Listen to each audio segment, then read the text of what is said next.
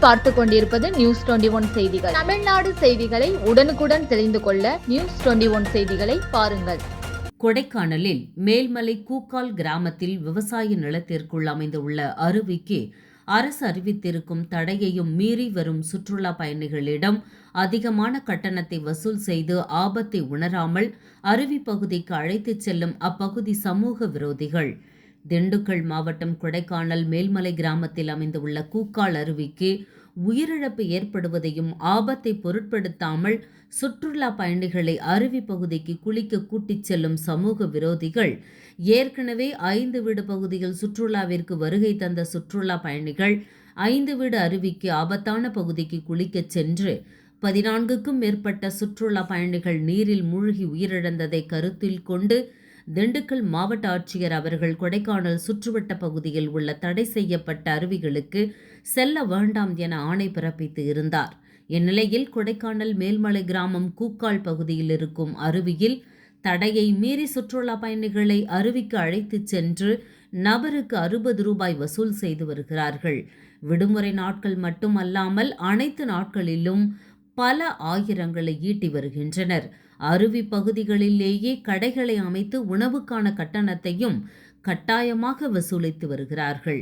மேலும் அரசின் அறிவிப்பையும் மீறி இதுபோன்ற அத்துமீறல்கள் நடைபெற்று கொண்டிருப்பதால் தொடர்ந்து உயிரிழப்பு ஏற்படும் அபாய நிலை உள்ளது.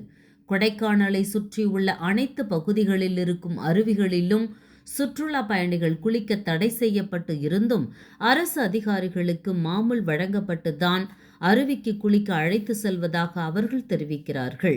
இதுபோன்ற சமூக விரோத செயல்கள் நடைபெறுவதை உடனடியாக தமிழக அரசும் திண்டுக்கல் மாவட்ட நிர்வாகமும் சுற்றுலாத்துறையும் நடவடிக்கை எடுக்க வேண்டும் என்று பொதுமக்களும் சமூக ஆர்வலர்களும் கோரிக்கை வைத்துள்ளனர். நியூஸ் 21 செய்திகளுக்காக தலைமை செய்தியாளர் கூல் சுரேஷ்.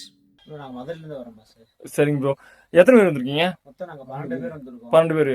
எவ்வளவு இங்க சார்ஜ் பண்றாங்க? ஒரு ஆளுக்கு 60 ரூபாய் பண்றாங்க. ஒரு ஆளுக்கு 60 ரூபாய் பண்றாங்களா? பிளஸ் வந்து உள்ள சாப்பிடுற வைக்கிறதுக்கு தனித்தனியா காசு வாங்குறாங்க. அதுக்கெல்லாம் வாங்குறாங்களா? வாட்டர் பாட்டில்ஸ் பார்க் வைக்கிறதுக்கு என்ட்ரன்ஸ்க்கு மட்டும் 60 ரூபாய் வாங்குறாங்க. என்ட்ரன்ஸ்க்கு மட்டும் 60 ரூபாய் வாங்குறாங்களா? மொத்தம் 720 ரூபாய் பே பண்ணிருக்கோம். 720 ரூபாய் 12 பேருக்கு.